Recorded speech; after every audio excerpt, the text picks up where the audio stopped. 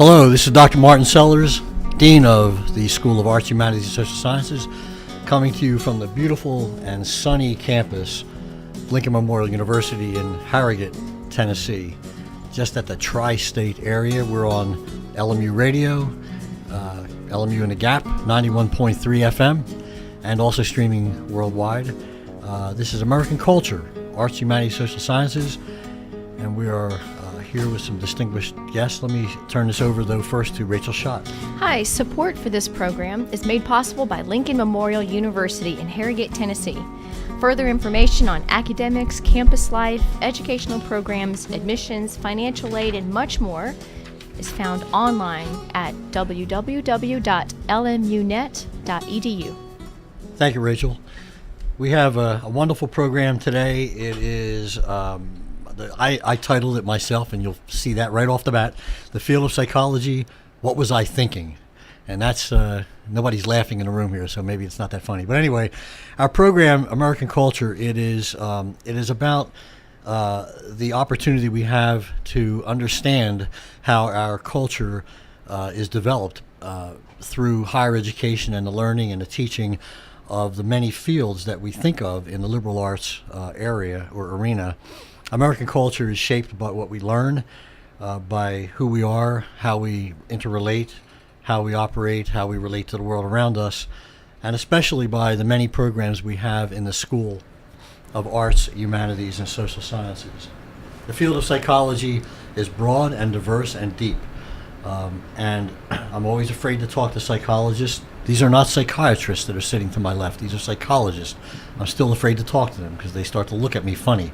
But that's okay. We will talk a little bit about the field. There are current issues that we'll get into in the next 58 minutes. But before I go on, let me mention that I have with us, and these individuals will introduce themselves a little more deeply in a few minutes. But let me just mention who's here. We have Dr. Gary Verna, psychologist, assistant professor of psychology, program director. Dr. Lee Gilroy, assistant professor of psychology. Dr. Sherry Browning, assistant professor of psychology.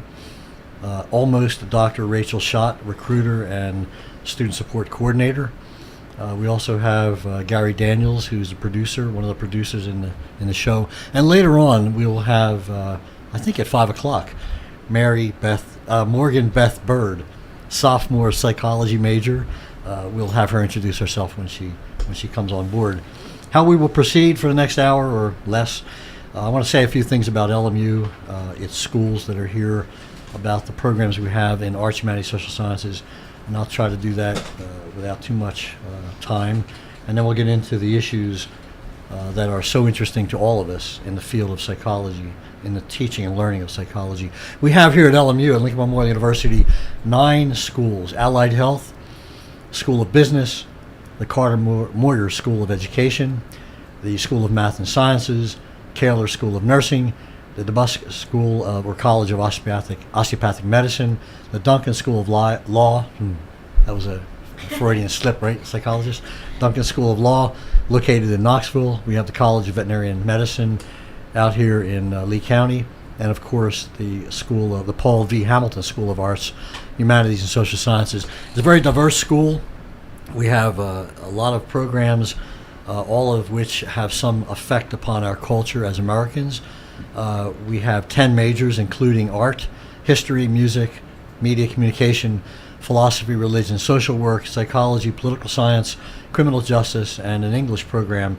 We have graduate programs in public administration and criminal justice.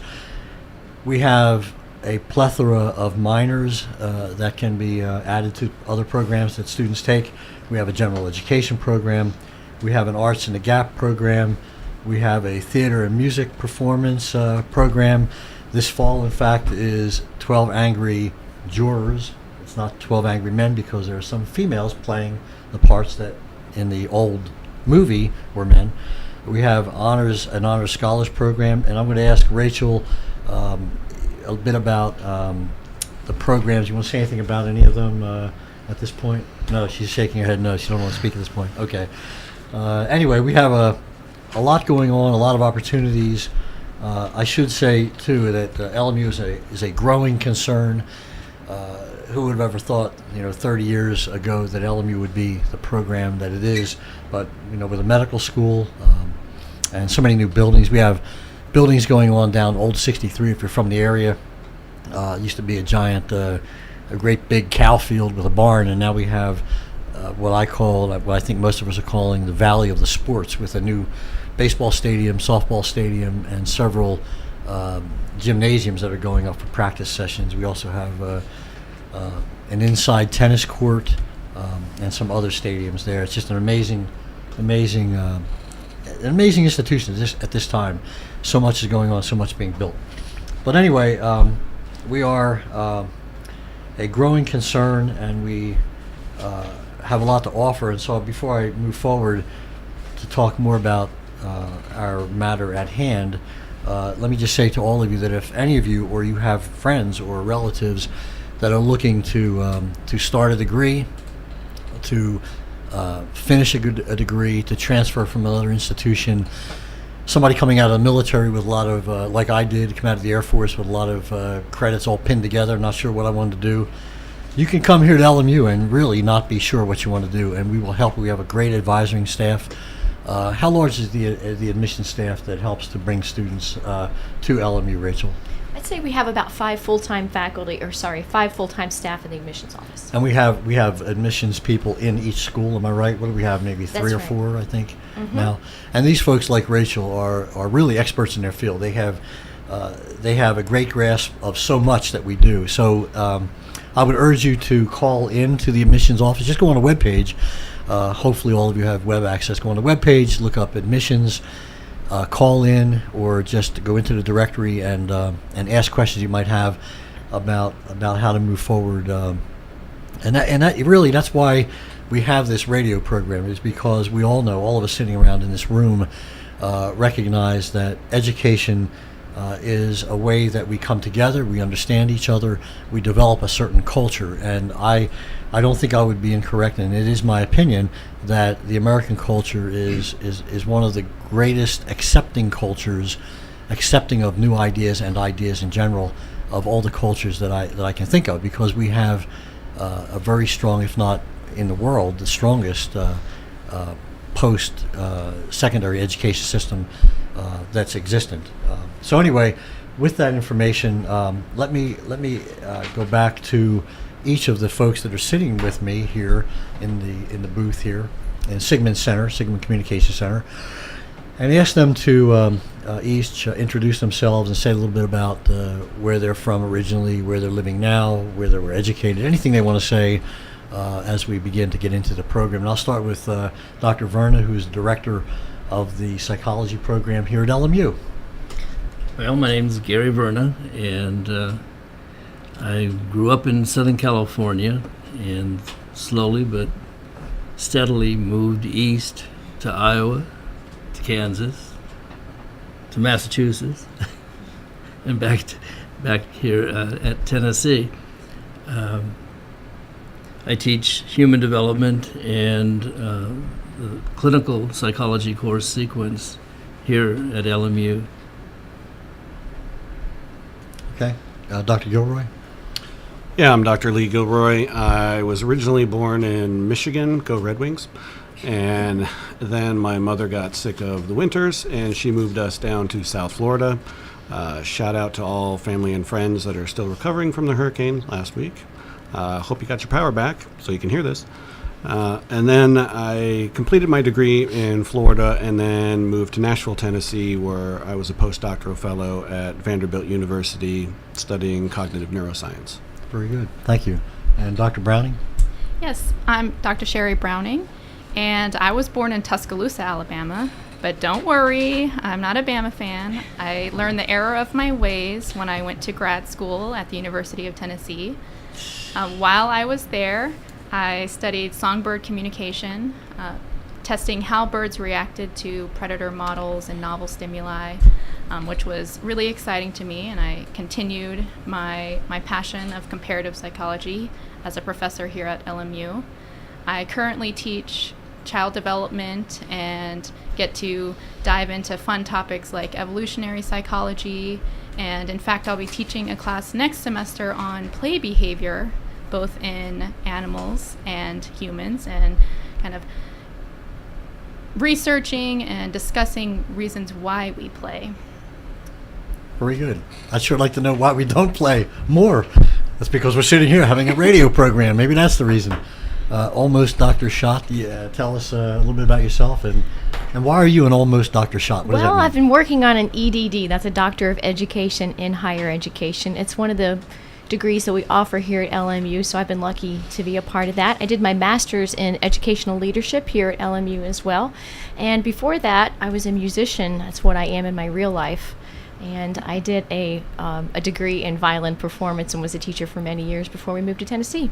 So now I work sometimes in the admissions department and mostly here as a student recruiter and success coordinator right within the School of Arts, Humanities, and Social Sciences. So once the students come here, myself and my colleagues do the best we can to keep in touch with them and help them have a good experience. Very good, thank you. And I'm Martin Sellars, Dr. Sellars. My background is political science. I was educated up in the north, but most of my life we've lived in North Carolina and Tennessee, and so we're glad to be here.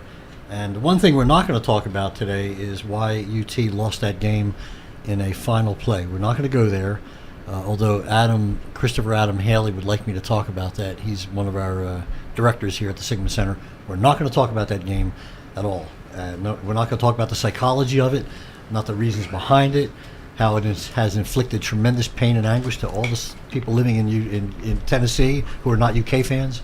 We're not going to go there. Let me start off by, and I want to thank all of you for being here, by the way. I know you have a million things you're doing, research, you're out there teaching at night classes, day classes, and I want to thank you for being on this program. But as a starter question, if you will, what is the field of psychology all about? What's included in the study of psychology? If each of you could take a turn and go with that. Dr. Verna, you want to start? Well, we're a pretty diverse group of researchers and writers and teachers. For example, as I mentioned earlier, I teach some developmental courses and the clinical psychology sequence here. But we are involved in from neuroscience to comparative behavior of animals with humans.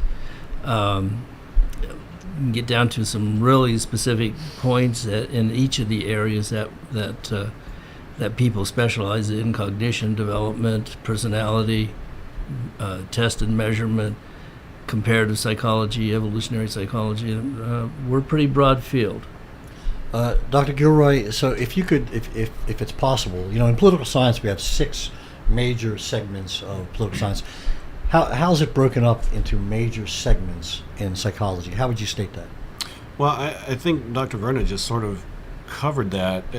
Sort of the different areas of expertise are akin to the different courses that we teach. So, for example, my areas of specialty are cognitive psychology, neuroscience approach, which looks at the biological basis of behavior. You'll have social psychologists that look at interactions, how we influence others, how groups form and are influence each other. And then you have evolution and comparative side, where we look at similarities between us and other animals. What am I leaving out? Developmental, that Dr. Verna mentioned. Thank you. And I think those are, within each of those fields, you can have several subfields in which you can specialize, but those are sort of the main branching fields within psychology, I think. Thank you for that. My daughter was in organizational development. Does that make sense? Is that part of psychology, or is that she was thinking about going out and training leaders to become better leaders or something? Where does that fall at? Is that the developmental, or I'm not sure. It's partially industrial and organizational psychology, which is sort of bridges the gap between psychology, I think, and human relations. I see. How would you say, Dr. Brown, you want to add to that? I don't know if you're... Well, I was just thinking, if you want to think of a basic definition for what psychologists do, we really want to understand behavior and how the mind works. So we can approach it developmentally, we can approach it comparatively, we can look at personality, cognition. I mean, there's a whole plethora of perspectives you can take, which is why it's so great to be a psychology major, because you can utilize the information that you learn in so many different fields. You know, as I say, in political science, there's a lot of people. I wish I had a psychology background. Maybe I'd understand why we're doing what we do. But Dr. Browning, to go a little bit further on that, how does understanding behavior, how does that affect our culture as Americans as we grow as a culture? How does that study help us? Well, when you understand behavior, one, you're understanding your own behavior, why you act the way that you do, but more importantly, you can understand why other people are acting the way that they do. Mm-hmm. So you can, if we look at it politically or anything that's going on in the current news, you can say, well, I understand why they may think that way.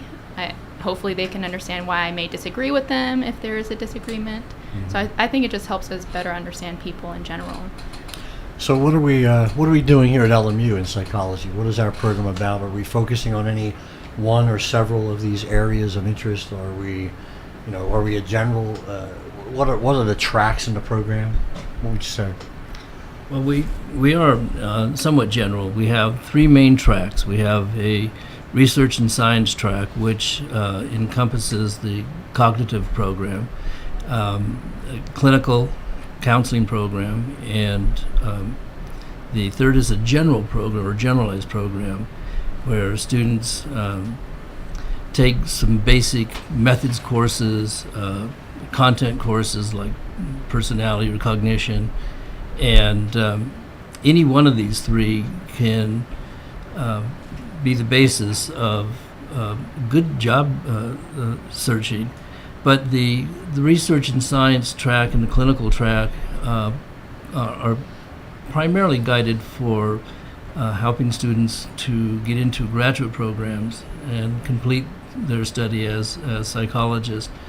But there are many occupations that one can enter with a degree in psychology. One that I press that most people don't think about very often is the publishing world. There are a lot of publishers producing textbooks and material for education, and psychologists are a perfect fit for developing supplemental materials and helping writers to develop their text material for more effective education of students. Very good.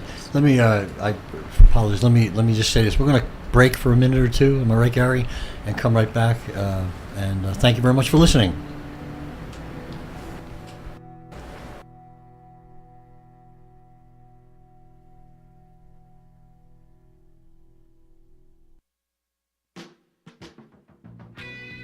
On Wednesday evenings, you can tune your radio to WLMU and hear the best blues in the tri-state area with your host, Gary Daniels.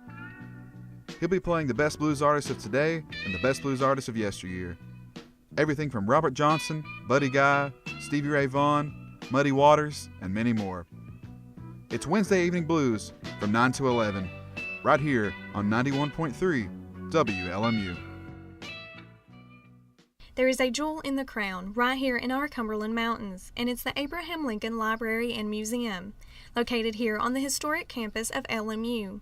It houses one of the top 5 Lincoln and Civil War collections in the entire world, and it's right here in our own backyard, located here in Harrogate, Tennessee, at the main entrance of LMU's campus. For more information, their number is 423-869-6235.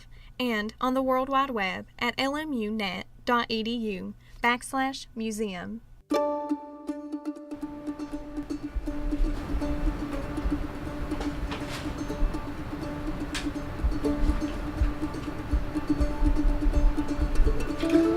Hello, back to you. This is Dr. Martin Sellars, Dean of the School of Arts, Humanities, and Social Sciences, sitting here with some really illustrious and expert guests in psychology, Dr. Gary Verna, Dr. Lee Gilroy, Dr. Sherry Browning, and then, of course, Rachel Schott, a recruiter and student success coordinator. We left a minute ago talking about the programs that we have at LMU in Arts, Humanities, Social Sciences, and the tracks in psychology. And Dr. Gilroy, you and I worked together, and I think Dr. Verna to some degree, several of us worked on a pre-med track we don't call it a track, or maybe we call it a track, but we have a lot of students who are looking to go to medical school through the undergraduate field of psychology. Is that an appropriate thing to do? Is that and why would students want to do that? Well, the field has changed, and I think this is echoed by the MCAT exam that people have to take now. A large chunk of that exam is now moved into the behavioral sciences realm. So a lot from psychology courses and a little bit from sociology. And so even if one weren't a psychology major, wanting to go into medical school, they would certainly have to become familiar with that information to begin with. I'm not sure everybody knows what the MCAT exam is. What is that? It's just an exam you have to take to place a certain score to be able to be qualified to apply to a medical school. Like an aptitude score test, like SATs. And so over the last couple of years, we've had quite a few students. They go, if I'm not mistaken, they go in the general track, but then there's a list of courses that we recommend to them to take in order to be prepared for the MCAT and then get into. Well, certainly. I mean, there's as I just said, there's a number of psychology courses that they can take to help prepare for that. And of course, as you would expect, there's a number of biology and chemistry and physics courses that are just regular requirements to be a pre-med major. Very good. If we could, if we take a minute and ask the three of you to talk a little bit about your own field. You did a little bit of that in the intro, but if you talk a little bit about the field that you have a passion for and why that is and how that might be contributing, your studies in those fields, contributing to our American culture. What would you say? Dr. Brown, you want to start? Yeah, sure. So if you will remember, I am a comparative psychologist, which essentially means that I enjoy studying animal behavior with the hopes that by studying their behavior, we can get a better understanding of human behavior. And if you look at some of the studies that were done historically in psychology, they used a lot of animal models. But I like to study them and look at their cognition or look at their personality. And one kind of more recent example that I can give you guys, if you have ever watched the documentary called Blackfish, where it's becoming more apparent that we need to consider the world from an animal's perspective. Blackfish was about a orca that was kept at SeaWorld. The orca's name was Tilikum, and orcas that live in the wild, have lots of space to roam around. They live in social groups. They have large territories, and they can live up to 100 years. Well, orcas in captivity only live, if they're lucky, to age 35. And Tilikum was one that died, very young. I believe he was 35 when he passed. But after observing his behaviors, and he got very erratic, so I think in the end he killed 3 of his trainers because he was in this captive environment that was unnatural for him. He was very unhappy. And so I'm bringing this up because I think it's really important that we consider the animal's experience. Sometimes, people are thinking about the finances or how cool is it to see an orca, which, as a side note, I have been to Alaska. I have seen orcas in the wild. It's a much better experience to see them in the wild than to see them in SeaWorld or some large tank of water that is completely unnatural. I have a mixed breed dog. His name is Link, after Lincoln, of course. And he's getting old, and he started to do his duty in the house. So I have him in the garage, and I made a pen. I have an outdoor door, a little doorway that goes outside to the outside. I have a pen. In the last couple of weeks, he will do anything to get out of that pen. And I came home yesterday, and he had blood on one eye. He had done some fierce digging through a fence, multiple fence. So captivity is not something that animals, even if they're domestic. Right. Well, and so I can see it from another perspective. So with zoos, most zoos have a set of regulations to provide enrichment for the animals, to make sure that the exhibits that are designed are appropriate for them. There are species survival plans, so it's really helpful if these animals are endangered. Animals that are not endangered, the reason that they're there is so that they can bring money into the zoo. And so, yeah, ideally everybody gets to live in the wild. In fact, some of the zoos in other countries have kind of safari-like tours where they're in their natural environment and you go through a very protected road and get to see them. Yeah, we've seen that on YouTube a few times with the alligators jumping in the car, giraffes banging through.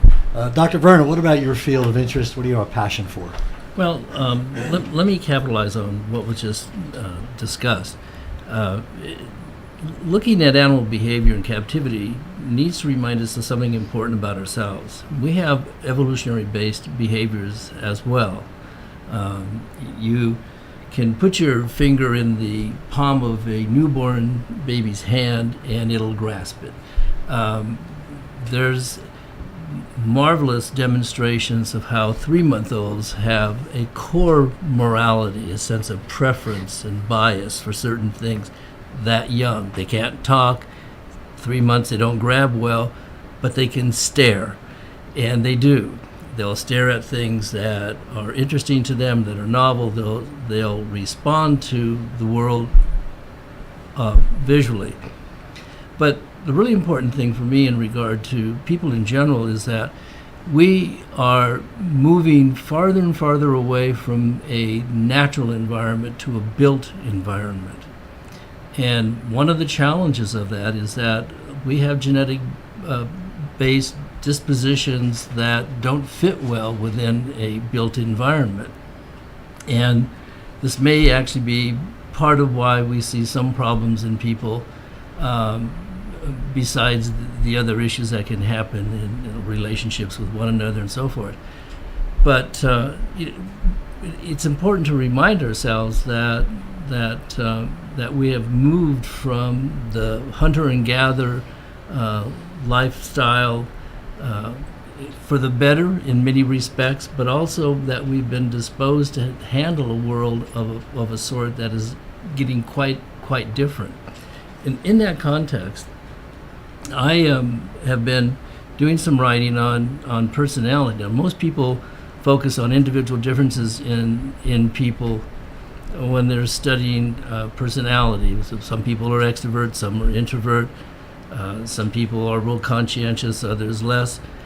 And looking at individual differences has been, the goal has been to better be able to understand and to predict behavior based on those individual differences. But what captures my attention is not what is different from one person to another, but what is the commonality among all of us.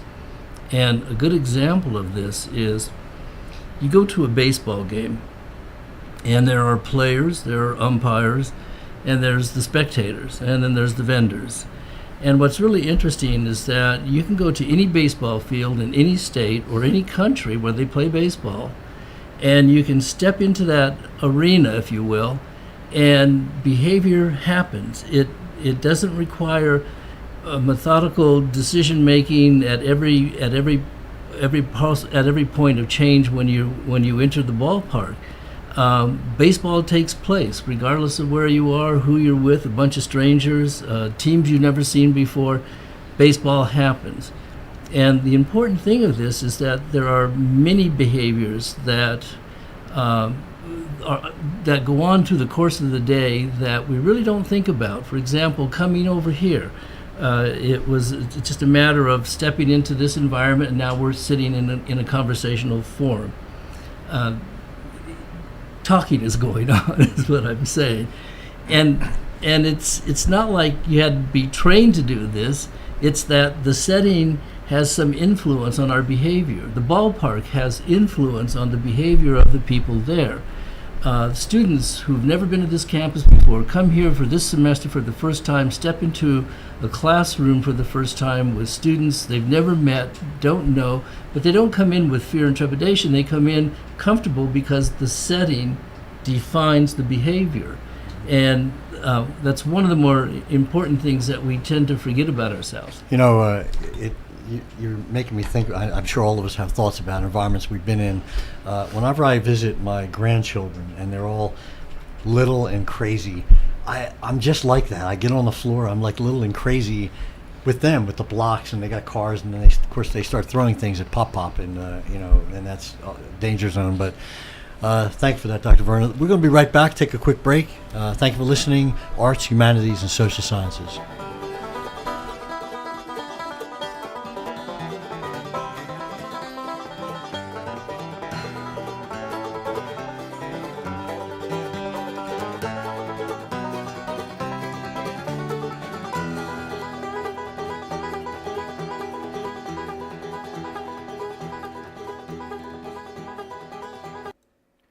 Broadcasting from our studios here on the historic campus of Lincoln Memorial University, this is WLMU, Harrogate, Tennessee, on the FM dial at 91.3, and you can find us streaming worldwide, 913thegap.com. Major key alert! Don't ever play yourself. Life is like school. You will be tested, so pass it. Learn the real major keys to getting to college at GetSchooled.com. Stay focused. Now that's a major key alert. Brought to you by Get Schooled and the Ad Council. WLMU's broadcast and webcast is made possible by support from Lincoln Memorial University, which encourages you, our listeners, to join with them in supporting our unique programming here in the Cumberland Gap area. Further information about Lincoln Memorial University, www.lmunet.edu. We all come together and stand together to serve our veterans. We invest in the latest technology. We take the time to train the next generation of doctors and nurses. We work together to make sure we heal their bodies and their minds. This is our mission. More than 300,000 of us working as one, together with families and loved ones. No matter where they live in this country, we'll be there. We stand strong, united. Stand with us in caring for our veterans. For the best of jazz and big band, you can turn your radio dial to 91.3 FM to hear great artists such as Duke Ellington, Sonny Stitt, Dean Martin, Billie Holiday, and many other legendary musicians. That's the Thursday Night Jazz Cafe from 9 to midnight on your radio dial at 91.3 FM and worldwide at 913thegap.com.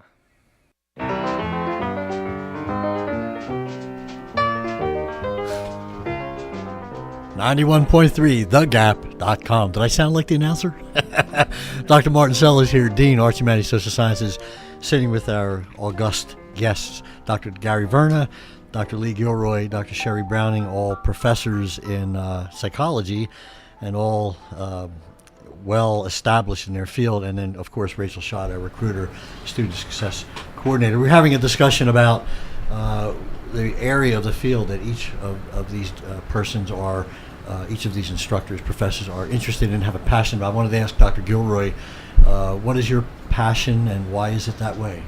Well, I think there's many aspects of both cognitive psychology and neuroscience that I'm passionate about. And, you know, quite recently in the history of psychology, the two have been married together and we call it cognitive neuroscience. And basically the goal of that is to try to explain cognitive processing in terms of how the nervous system, the brain, spinal cord, and so forth, how they function. And trying to uncover that relationship kind of gives us insights into how we evolved, how we can predict behavior, as Dr. Verna was saying. And so you can pick any aspect of cognition, from language or problem solving, reasoning, decision making, perception, attention, memory, all of that. We try to study from looking at it from a behavioral side of view, and then also from the biological side of view. What are the brain structures in nervous system structures that allow us to engage in what we consider sort of higher level processes that to a large extent separate us from the other animals on the planet. Are there any, when you first got into this facet and fascinating area of psychology, are there any particular studies that you recall that really kind of shed light on this? There were probably the perceptual studies. So initially I started looking at our ability to engage in perception, which a large part of that is something called pattern recognition. So the input we get to our senses, our eyes, our ears, through our fingertips, whatever, that's just raw data. That's just information. It's the brain that needs to turn that into something meaningful, to recognize that. So if I go, meow, you hear that information, and then somehow in your brain that sound triggers a memory or pulls up a mental representation, and you immediately think of, oh, that's a cat. That's what a cat says. Well, robots don't do that. Brand new children don't do that. Other animals don't do that. That's something we do through experience, through shaping our brain to learn those distinct patterns. And so visual perception was something I studied for a long time, and also auditory perception. Because like Rachel, my first go around, I was a studio music and jazz major at the University of Miami. And so what better thing to study than auditory perception? How do we perceive music? And so most people would say, well, I couldn't imagine a life without being able to see. Well, I couldn't imagine a life without being able to hear music. Fascinating. We only have an hour on this show. I think we could spend 5 hours talking about these various aspects and how we uncover them, what they mean, how they affect us. Before I go further, though, we do have a young lady on the phone. Her name is Morgan Beth Bird, and she's with us, a psychology major. Morgan, are you there? Yeah. Wonderful. Tell us a little bit about yourself, where you're from, why LMU, if you would. So I'm from Scott County, Tennessee, which is about an hour away from here. I first found out about LMU when I was in high school. I didn't really know what college I wanted to go to. I'm a first-generation college student. Nobody in my family has gone to college until I came. So I really didn't know anything about college coming in, and I joined this club for first-generation female college students, and we came on a trip here, and I just automatically fell in love. So that's how I found out about LMU. The reason I chose psychology is really funny, actually. In high school, again, I didn't know what I wanted to do as far as career and occupation. So at first somebody said, well, why don't you be a pharmacist? They make lots of money. And I was like, yeah, sure, okay. So I ended up having to take a quiz, a personality test, in one of my classes in high school. And just about everything on there suggested psychology. And I never even really heard about psychology. So I looked into it, and I just loved it. It was everything about me, and I figured that was probably my calling. And since I've come here and have been taking psychology classes, I really feel that that's where I need to be. You mentioned that you are first generation. So when you go home on vacation or weekends or whatever to Scott County, and you're sitting at the dinner table, are your parents afraid that you're psychoanalyzing them? That's really funny, actually. Yeah, I do get that a lot. Everybody says, "Oh, you're a psych major. You're thinking about what I'm doing, right?" And I'm like, "Yeah, I am." And what's funny though is through like the few classes that I've had. So I'm in my 4th psych class right now, and I started realizing, like yesterday, for example, my boyfriend was talking about how something happened, and he decided that because this thing had happened, that he would feel the same way about another thing that was similar happening. And I was thinking, oh my gosh, he's forming an attitude about that. And that's developing a behavior. And then I stopped and thought, like, oh my gosh, I'm becoming a psychologist. All your faculty are sitting around the table laughing and thinking, gee, she's learning something in my classes. This is great stuff. What do you expect to do with this great knowledge that you're gaining at some point? What track are you? And I should ask you that. So I'm in the counseling and practice track, and when I first came in, I planned on doing pediatrics, but since I've taken a few classes, something that's really caught my interest is autism, just because it's such a wide spectrum, and it's not something that they really know a whole lot about. And so I think if I don't go into pediatrics, autism is definitely going to be something that I look into. I see. Okay. Well, thank you for calling in. Stick around if you don't mind, if you can. I hope you're not driving in your car and sitting holding onto the cell phone. If you are, pull over, because that's a behavioral issue that we would have to deal with. And anyway, stick on the phone if you want to. We'll come back to you in a minute. I wanted to ask the 3 professors who are here also a little bit about some of the issues in the field. But Dr. Verna, you mentioned, and also Dr. Gilroy, neuropsychology. What is neuropsychology? I'm a little lost on that. I'm not sure. I think I need to defer to Dr. Gilroy for that one. Yeah. Well, neuropsychology, it's kind of what I explained earlier. It's looking at how structures in the brain relate to behavior. Can you give an example of something that might be studied for that purpose?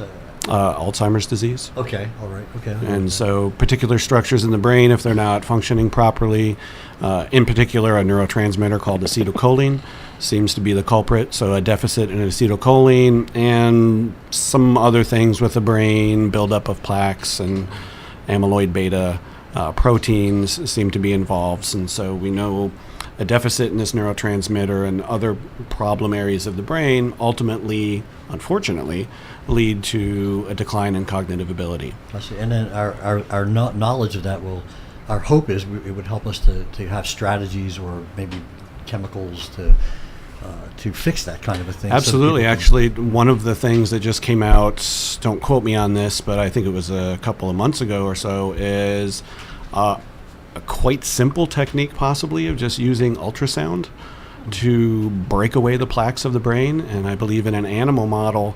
probably a rat study, they were able to recover some of the memories that had been lost due to the disease. That's amazing. And that's a phenomenal discovery if it holds true for humans.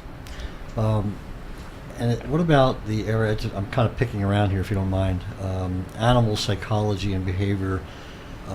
Someone asked me not long ago, do animals have, I hope it wasn't you, Dr. Browning.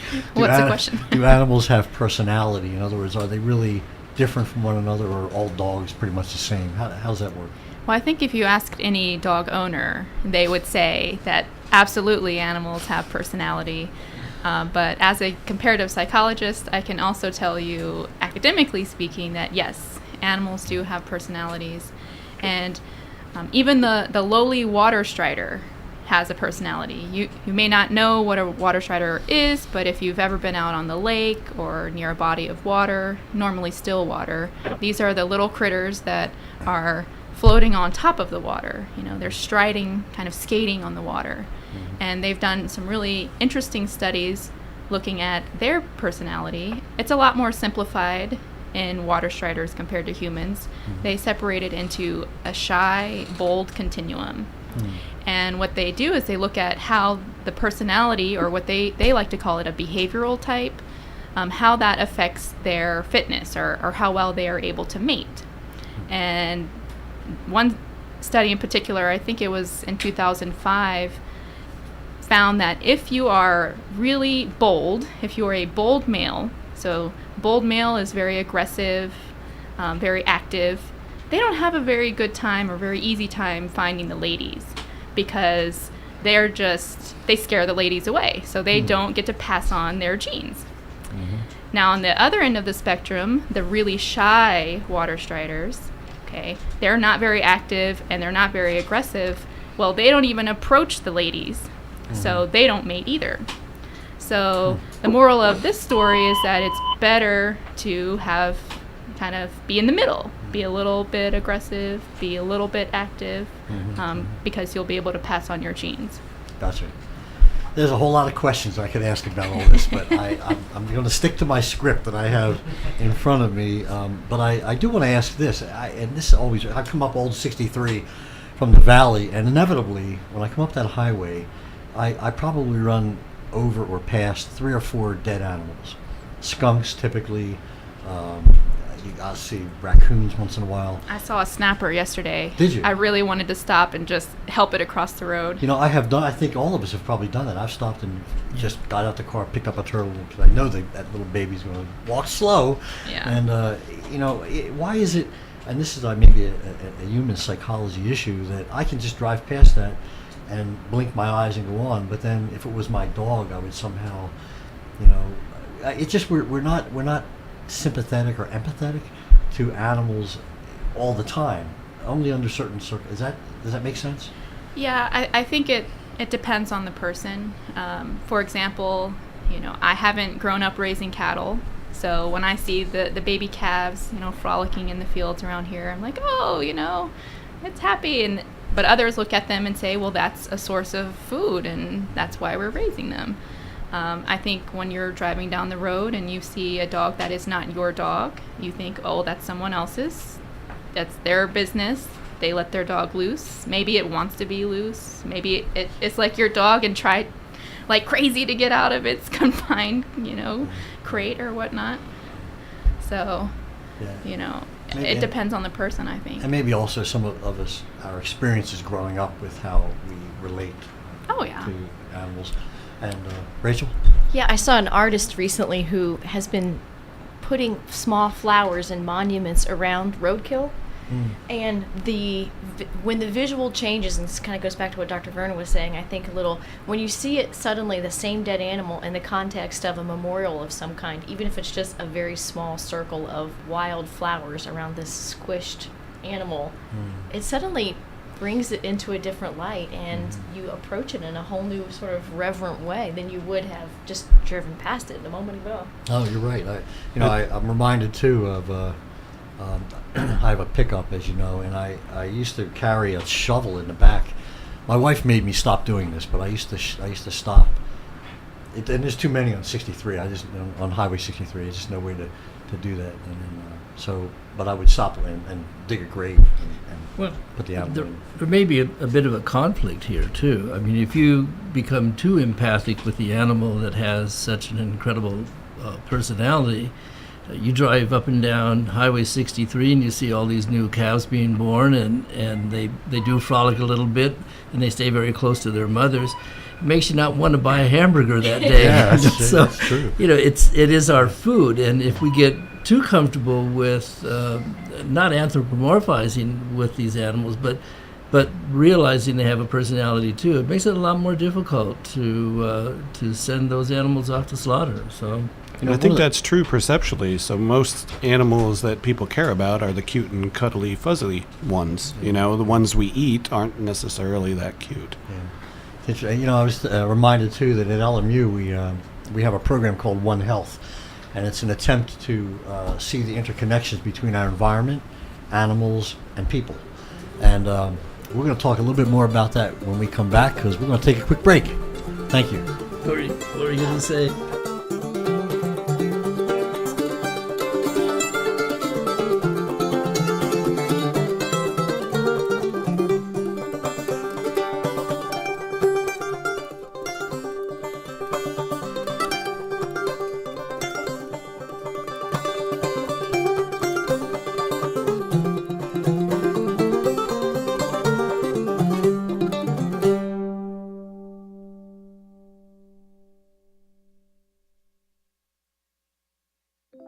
Keyboard Cat, Hamilton the Pug, and Toast Meets World. These are some of the internet's most beloved pets. And they all have one thing in common. Their stories started in a shelter. Start your story. Adopt a dog or cat today. Visit theshelterpetproject.org to find a pet near you. Training that pet to play the keyboard, that's optional. Start a story. Adopt a shelter or rescue pet today. Brought to you by Maddie's Fund, the Humane Society of the United States, and the Ad Council. On Monday evenings, the best of classic Motown, R&B, and doo-wop take to the airwaves of WLMU Radio. You will hear such artists as The Supremes, The Platters, Smokey Robinson and the Miracles, The Dell Vikings, Marvin Gaye, and other legendary artists. Classic Motown Sounds, Monday nights, 9 to midnight Eastern on WLMU, 91.3 FM, and worldwide at 913thegap.com.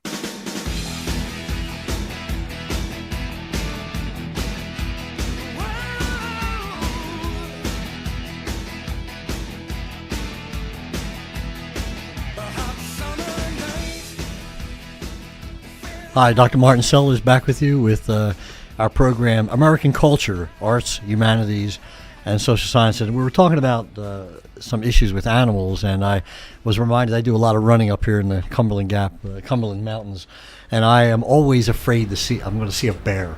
And so I bought this canister of bear spray, and it's about 9 or 10 inches and weighs about 6 pounds, but I lug that thing with me anyway, just so I don't have to... Have you ever seen a bear? No. Okay. But Dr. Dubrow, who teaches English, he swears there's bears up there, and I just, There was a wedding earlier this summer, and one of the guests was a bear.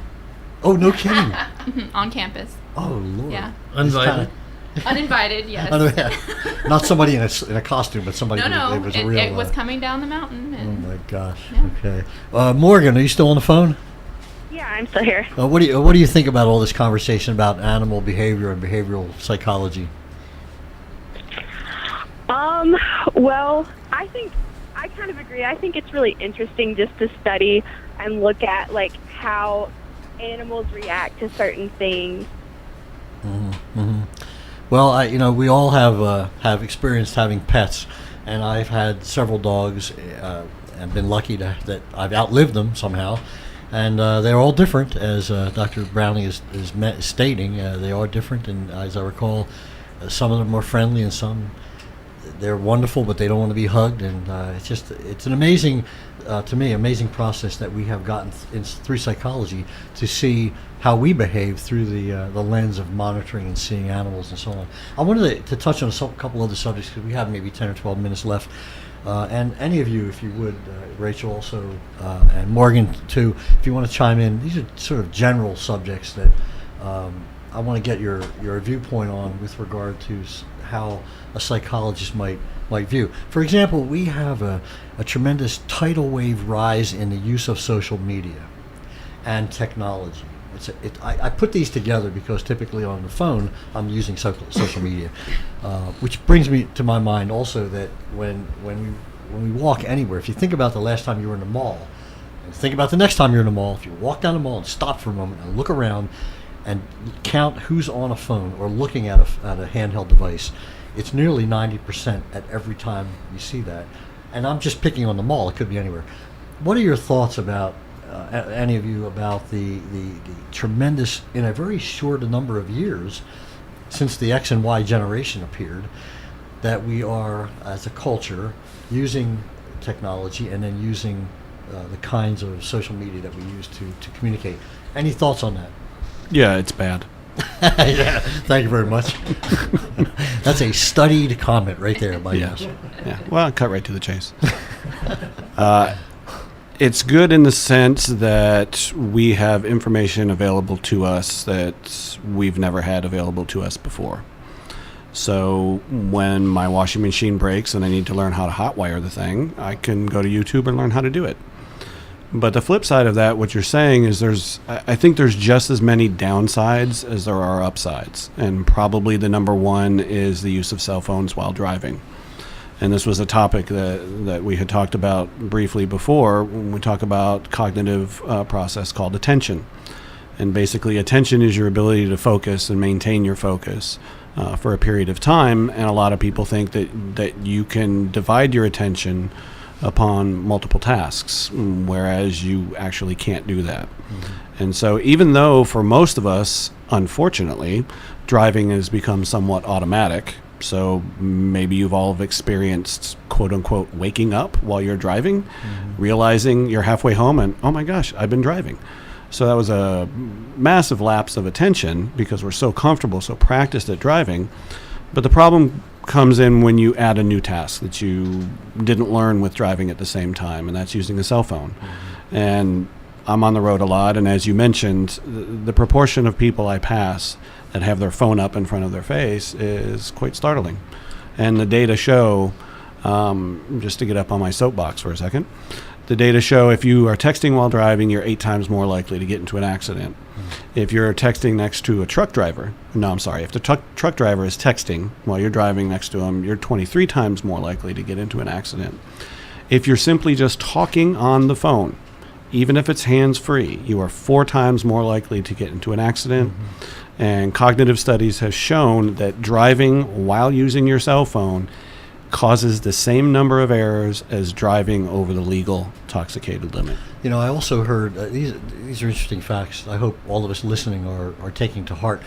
And I do see billboards around that talk about not texting, particularly to younger folks who are on their way to high school or college, whatever. But there's that fact that if you're texting, if you're just talking on a phone, a handheld device, not without hands, there's I believe it's 80 feet that your mind has to switch gears, and mm-hmm. If you're doing 50 miles an hour, 80 feet will go by before you have a chance to react, and that's certainly fuel for a major accident.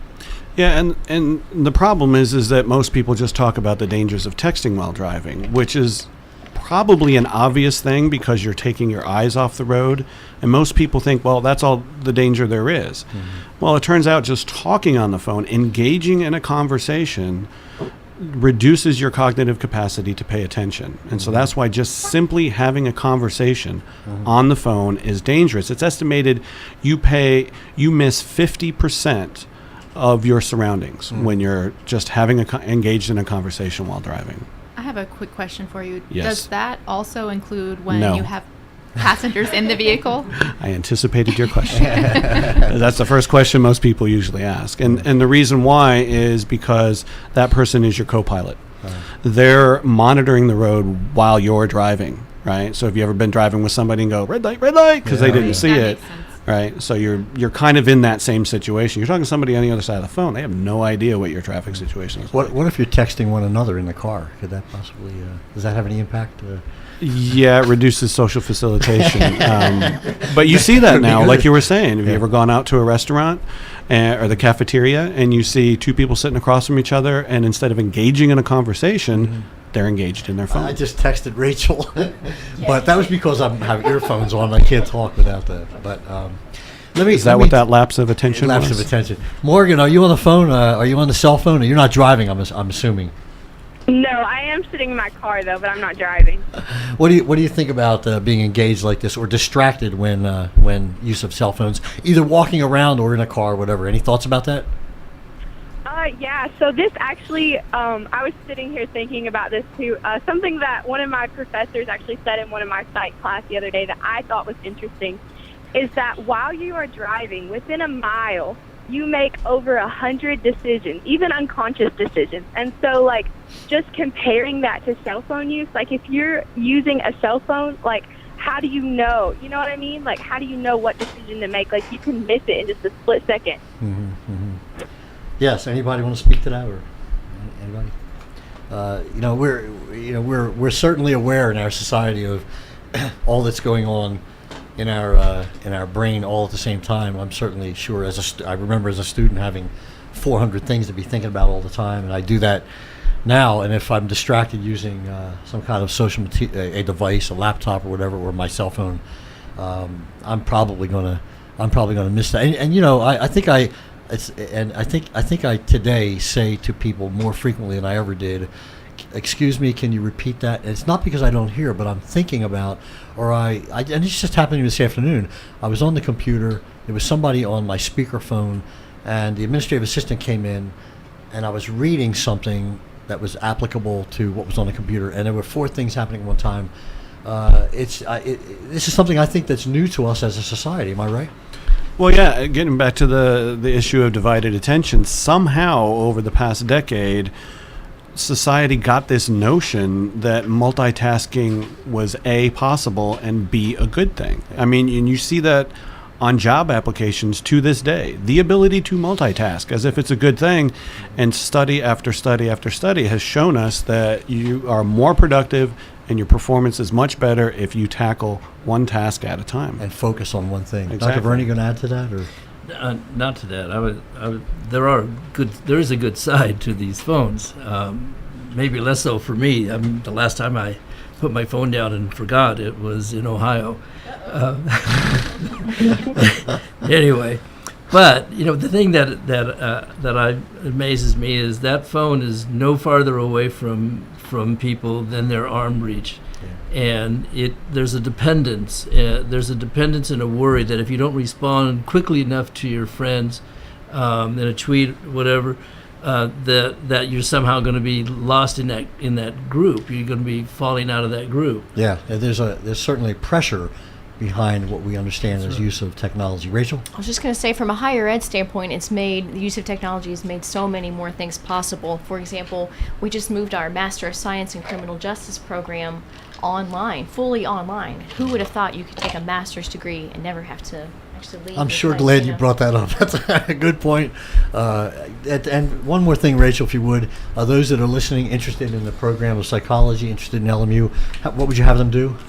You can go to the website and just click on admissions, start an application. It's all online. It doesn't take any money at all, and it's a quick little series of questions to go ahead and get the ball rolling for applying to LMU. Absolutely. Thank you to all of our guests. Morgan Bird on the phone, Morgan Beth Bird, on the phone. Thank you for calling in. John